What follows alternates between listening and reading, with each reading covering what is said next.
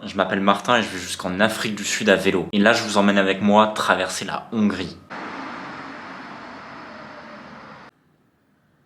Allez, c'est parti. Ça fait toujours super bizarre de quitter une ville là comme ça qu'on aime. Ça me fait un petit pincement au cœur, mais il y a aussi pas mal d'excitation. Je vous avoue que là, je suis un peu en mode putain, qu'est-ce que je fais pas comme connerie parce qu'il fait vraiment 2 degrés là. Donc, je me suis fait une petite frayeur au niveau mécanique là sur mon vélo, donc c'est réparé. Et puis, je crois que c'est parti. Et puis, je suis tout seul maintenant.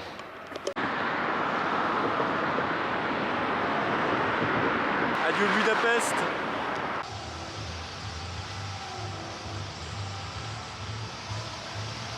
Je vous avoue que la sortie de Budapest là elle est pas simple. Mentalement j'ai envie d'y aller mais il y a le corps qui dit putain mais qu'est-ce qu'on fout là. On était bien au chaud avec les copains. C'est pas forcément évident tout le temps. Il y a des messages un petit peu divergents quoi. C'est là que tu vois que c'est quand même très peu instinctif de partir vers des contrées que tu connais pas, avec des gens que tu connais pas. Parce que là dans ce genre de moment c'est... Franchement, je vous cache pas, c'est un peu dur de repartir. Enfin, en tout cas, c'est paradoxal en fait, parce que il y a une partie de toi qui te dit vraiment, ok, j'ai envie d'y aller, mais il y a la partie un peu plus corporelle, ça se sent assez bien, qui est en mode, mais c'est n'importe quoi, vas-y, on rentre à Budapest quoi.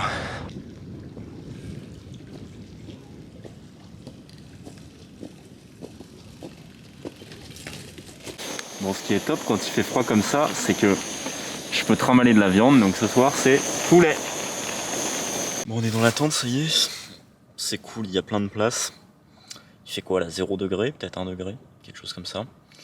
Ce que je sais, c'est que mon briquet, j'arrivais pas à l'allumer, donc il doit faire assez froid. Je vous avoue que c'est pas simple là, ce soir, c'est même très compliqué, je pense que c'est l'une des soirées les plus dures que j'ai passées du voyage. Je sais pas, j'ai plein de questions qui me reviennent sur moi, sur la vie de manière générale.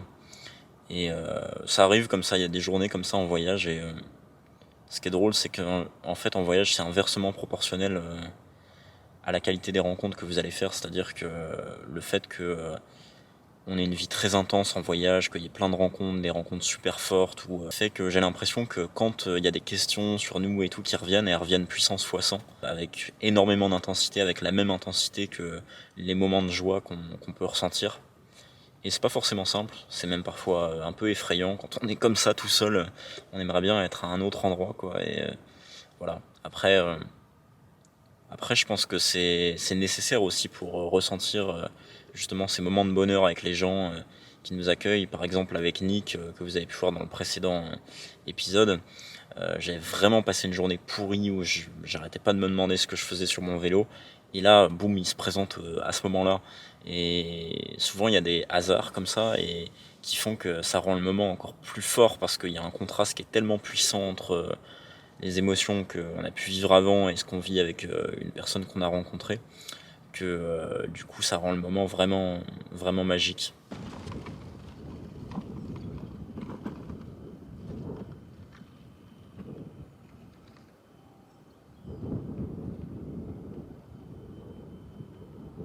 Enfin, même s'il fait pas chaud ce matin, je peux te dire que les petits rayons de soleil là ils te réchauffent le cœur là après une nuit pareille, t'en profites hein.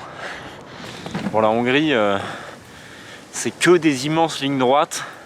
Quand tu rentres dans les villages, il n'y a personne. Donc faut être patient en Hongrie quoi. Faut vraiment être patient quand tu roules dans la campagne comme ça. Parce que c'est tout plat. Pas de virage, rien du tout. Donc faut prendre son mal en patience. Ce qui est cool, c'est qu'il y a pas mal de pistes cyclables. Donc ça c'est vraiment sympa. Bon, petit coin de camping trouvé. Assez sympa. Je suis assez content. Il y a des petits bancs et tout. Bon, le petit inconvénient dans ce genre de coin, c'est qu'en général, là, il y a une route qui est à 50 mètres. Bon, il n'y a pas beaucoup de passages, mais il faut toujours faire attention quand même. C'est jamais très bon de se mettre vraiment à proximité de lieux comme ça où il y a pas mal de passages, on ne sait jamais trop qui passe. En fait, moi j'applique une règle très simple la plupart du temps, c'est soit je m'isole vraiment beaucoup, soit je vais dans un endroit comme ça, mais où il y a des gens que je connais à côté ou des gens à qui j'ai parlé, à qui je sais que je peux faire confiance en fait, quand je sais qu'il y a du passage à côté. Mais jamais entre les deux. Donc là, bon, ça va, on est quand même plus ou moins au milieu des bois. On n'est pas au milieu d'un parc ou un truc comme ça, mais Mais il faut faire attention, donc là dans ce genre d'endroit, moi ce que je fais c'est que je monte la tente au dernier moment, quand vraiment la nuit commence à tomber. Pourquoi je monte la tente au dernier moment en fait? Parce que je veux potentiellement, s'il y a quelqu'un de malveillant ou quoi que ce soit, je veux donner un minimum d'informations. Je veux pas que le gars il passe à 14h et se dise oh putain il y a un mec qui va camper tout seul là ce soir, tu vois. J'ai l'information 8 heures avant, et dans 8 heures je peux revenir avec 3 potes lui prendre son vélo quoi.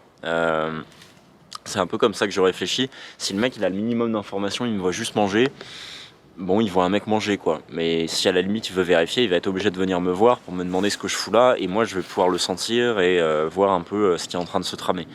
Mais du coup c'est pour ça que je monte la tente après. Et pendant environ 1 heure, quand j'arrive là, je prends en compte tout mon environnement, je vais regarder s'il n'y a pas de tessons de bouteille aux alentours, ce qui veut dire que potentiellement il y a des gens qui peuvent revenir le soir faire une fiesta à côté, ce qu'on n'a pas trop envie d'avoir quoi. Bien prendre en compte l'environnement, ça veut dire que moi pendant 1 heure vraiment je mets pas d'écouteurs, je lis un livre ou je regarde des vidéos mais sans écouteurs, et j'essaie d'écouter tout ce qui se passe autour de moi. C'est vraiment la meilleure chose pour prendre en compte son environnement, c'est les oreilles, hein, c'est pas les yeux, et de savoir un peu ce qu'il y a autour, parce que là on est vraiment pas loin d'une ville. Bon, c'est une ville de 7000 habitants, donc il n'y a pas de problème, mais potentiellement, voilà, on ne sait jamais trop ce qu'il y a autour, donc prendre en compte son environnement pour passer une bonne nuit, ensuite, c'est important de le faire pendant une petite heure. Et du coup, je dépacte pas mes affaires qui sont juste là. Pendant cette heure-là, je vais vraiment écouter, et si jamais je vois trop de gens passer ou que je sais pas, je le sens pas, et juste je vais aller me mettre à 200 mètres, vraiment beaucoup plus isolé dans les bois là-bas. Mais dites-moi si dans les commentaires vous voulez que je vous fasse un sujet complet comment dormir en sécurité, parce que j'ai dû faire plus de 100-150 bivouacs, que ce soit à vélo ou à pied, et je pense que ça peut être un bon sujet. Et pour info, vous avez une fonctionnalité dans Google Maps qui est assez intéressante, c'est de le mettre en mode satellite. Et en fait, moi, c'est comme ça que je repère mes points de bivouac. Alors, j'ai aussi l'application Park4Night qui est très très bien, qui peut trouver des bons coins de bivouac qui ont déjà été qui ont déjà été faits. Mais cette fonction satellite, elle est très intéressante parce qu'elle permet de vérifier s'il n'y a pas de maison, s'il n'y a pas de choses autour de vous, en fait, ce que vous ne pouvez pas voir par vous-même avec vos yeux. Donc là, vous voyez, à plus ou moins 200-300 mètres, il n'y a rien autour, donc il n'y a pas de raison trop de s'inquiéter, c'est que de la forêt. Donc la fonction satellite, vous l'activez là, ici, hop. Donc là, on est en mode par défaut, donc là, ça ne nous intéresse pas trop. Bon, on voit qu'il y a de la forêt, mais nous, on veut vraiment vérifier, regarder vraiment dans le détail, est-ce qu'il y a des maisons, est-ce qu'il y a des cabanons autour. Et là, vous voyez, il n'y en a pas.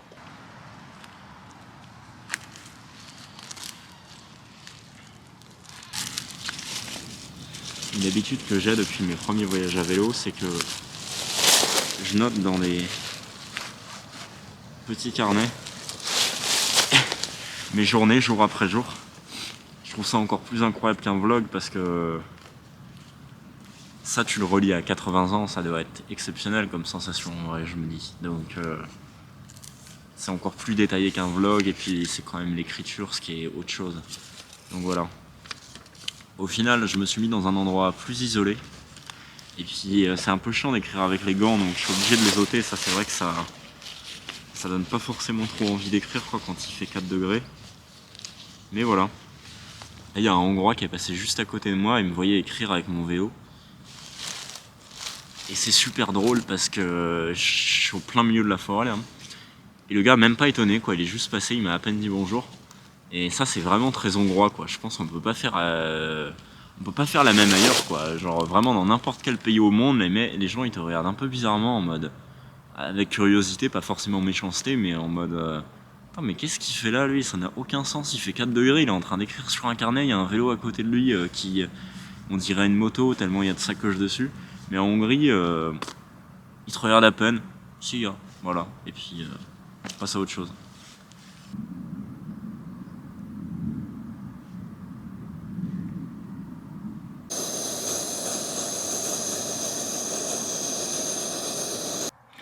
Allez, là il est 17h et puis je suis déjà en train de manger, mais il fait déjà nuit noire là comme vous voyez.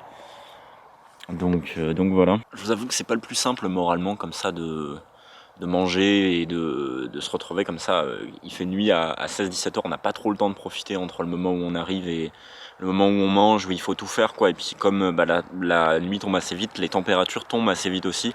Donc là moi je pense dans 30 minutes, 1 heure, là je suis déjà dans mon sac de couchage.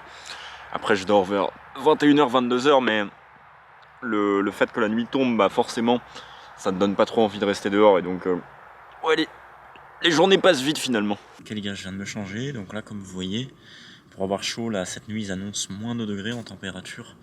Et pour avoir chaud, en fait, la clé, c'est de vraiment, sous son sac de couchage, mettre... Là, vous voyez, j'ai un legging vraiment très lourd, en laine, quelque chose de vraiment chaud, avec des très très grosses chaussettes. En dessous, pareil, j'ai un espèce de maillot de corps très très lourd en dessous, avec un sweater pour dormir, et ça suffit par moins 2 degrés, avec un sac de couchage qui est prévu pour, évidemment. Mais ça, du coup, je l'ai appris en Laponie suédoise. J'ai bossé 1 mois avec les chiens de traîneau, et je me rappelle que il m'avait dit, ouais, la clé par moins 30 degrés pour rester au chaud. Il m'avait donné des espèces de maillots de corps et dessous des espèces de jambières, on peut dire des cuissards entre guillemets, qui étaient, mais enfin les trucs ça faisait 1 kg, c'était un truc de fou. Et je me rappelle même dans la maison où il faisait 15 degrés, on pouvait limite se balader avec ces gros trucs en laine qui collaient au corps, et ça suffisait quoi. Donc ça c'est vraiment la clé pour rester au chaud. Donc là ouais, ce soir il fait déjà moins 1 degré. Et on va perdre encore 1 degré.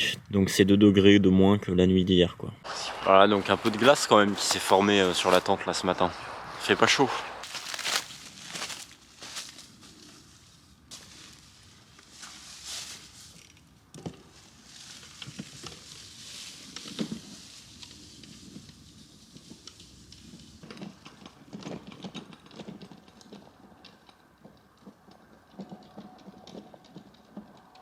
Bon, il fait hyper froid ce matin, moins 2 degrés. Putain, j'ai déjà les pieds là qui sont bien gelés. Mais bon, on va voir Mito, donc ça c'est incroyable, il me reste que 70 km. Et puis vous savez quoi, en fait c'est le nouvel an serbe, donc a priori en fait ils ont 13 jours de retard sur nous, donc là on est le 13 janvier. Et là-bas du coup on va fêter le nouvel an avec Mito, c'est totalement par hasard. Mais du coup ça va être trop marrant, je sens que ça va être palinka à gogo. Bon moi je vais pas trop taper dedans parce que si je dois repartir demain, surtout avec ce froid là, voilà quoi. Mais du coup ouais c'est parti, donc et ben allez go. Bon, là j'ai bien appuyé sur les pédales pendant 5 minutes pour essayer de me réchauffer parce que j'ai les pieds qui sont complètement glacés. Donc faut essayer de faire monter un peu le cœur pour se réchauffer naturellement. Après le problème c'est que quand tu commences à vraiment transpirer beaucoup, tu commences à mouiller tes habits dessous. Et donc tu commences à avoir vraiment froid. Donc faut vraiment trouver l'équilibre. Parce que sinon tu fais pas long feu hein. Bon, ce qui est trop cool par contre, c'est que je commence à reprendre l'habitude du voyage. Et là ça va, ça commence à rentrer, même s'il fait toujours aussi froid, même il fait un petit peu plus froid. Les cales à l'esprit, ça se forme avec le temps. C'est un petit peu comme les cales aux mains quoi. Donc ça commence à revenir et je commence à me sentir beaucoup mieux, en forme. Et puis mentalement bien.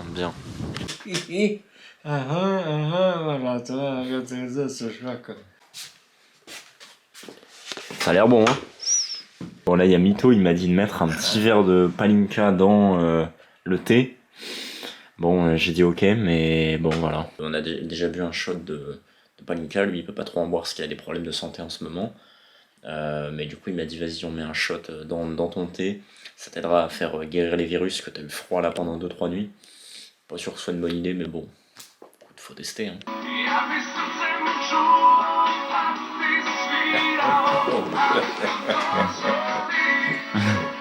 Mito avec la chapka hein.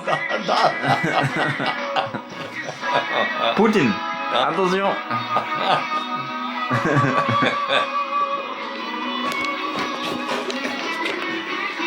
Bon la musique serbe elle est à chier hein. Je suis désolé Mito mais je suis obligé de le dire. Je peux pas dire que c'est bien quoi. Mais ouais, donc on est là quoi. Bien content d'être chez Mito là quand même. Content d'être chez toi parce que franchement moi j'en pouvais plus là. Ce froid là, j'en pouvais plus. Bon, je viens de me taper une nuit de 12 heures là. J'en pouvais plus, je suis allé me coucher à 8 heures là hier. Oh là là, le froid et tout. Ça m'a tué. Donc on va aller manger le petit déj avec Mito. Et puis walou quoi. A priori il va faire encore moins moins 6 degrés cette nuit. Donc je vais essayer de me faire héberger par des Serbes. Parce que là on va passer en Serbie. Bon, Mito il m'a donné là 1 demi-litre de rakia, enfin de palinka, de vodka si on veut.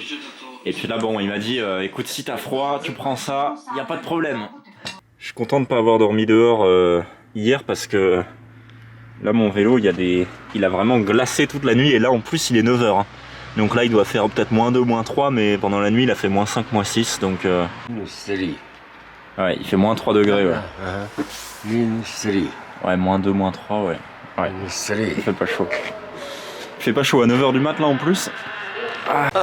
C'est un peu émotionnel là parce que c'est peut-être la dernière fois que je vois Mito et puis putain c'est surtout c'est le dernier point connu du voyage quoi. Là ça y est je suis vraiment tout seul pendant des milliers et des milliers de kilomètres. Il n'y a plus de points connus, il n'y a plus de Stan, il n'y a plus de Budapest avec les copains. Donc là ça change un peu tout mentalement. Et puis bah voilà, on va essayer de survivre, là on va en Serbie et puis il fait froid mais ouais c'est assez impressionnant, je dois l'avouer.